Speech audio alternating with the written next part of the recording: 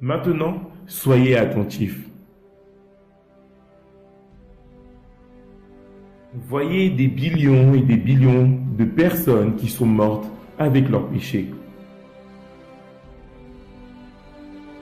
Jésus a tant aimé ces personnes qu'il est venu sur terre pour les prévenir sur l'enfer et le jugement dernier.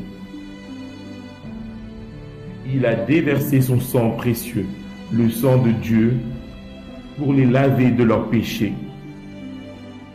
Il est mort et est ressuscité d'entre les morts, mais aucune de ces personnes n'ont cru en lui. Aucune d'elles n'ont fait de lui son Seigneur et Sauveur. Au lieu de choisir la vie, elles ont choisi la mort.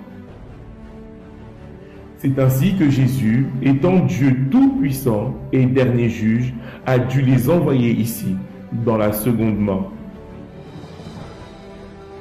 Au nom de Dieu, avant qu'il ne soit trop tard, avant votre mort,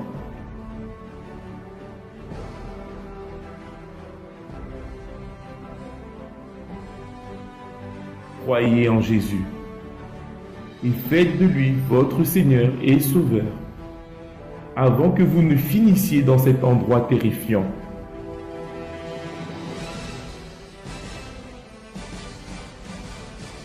Avant ce retour vers le ciel, Jésus a fait cette merveilleuse promesse à ceux qui l'acceptent. Que votre cœur ne se trouble point. Croyez en Dieu et croyez en moi. Il y a plusieurs demeures dans la maison de mon Père. Si cela n'était pas, je vous l'aurais dit. Je vais vous préparer une place. Et lorsque je m'en serai allé et que je vous aurai préparé une place, je reviendrai et je vous prendrai avec moi, afin que là où je suis, vous y soyez aussi.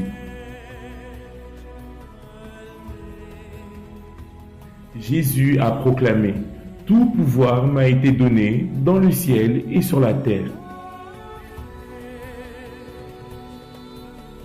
Alors, il est monté au ciel sur les nuées. Chers spectateurs, cette histoire est la plus importante qui a déjà été racontée. Jésus est la vérité, la lumière du monde. Si vous reniez Jésus, vous reniez le chemin vers le ciel. Lui-même a dit: « Je suis le chemin, la vérité et la vie. Nul ne vient au Père que par moi. » Si tu confesses de ta bouche le Seigneur Jésus, et si tu crois dans ton cœur que Dieu l'a ressuscité des morts, tu seras sauvé. Si vous acceptez Jésus, vous commencerez une nouvelle vie et merveilleuse. Dieu vous bénira et changera complètement votre vie, vous donnant un nouveau cœur. Tous vos problèmes ne se termineront pas, mais il les portera pour vous. Et déchargez-vous sur lui de tous vos soucis, car lui-même prend soin de vous.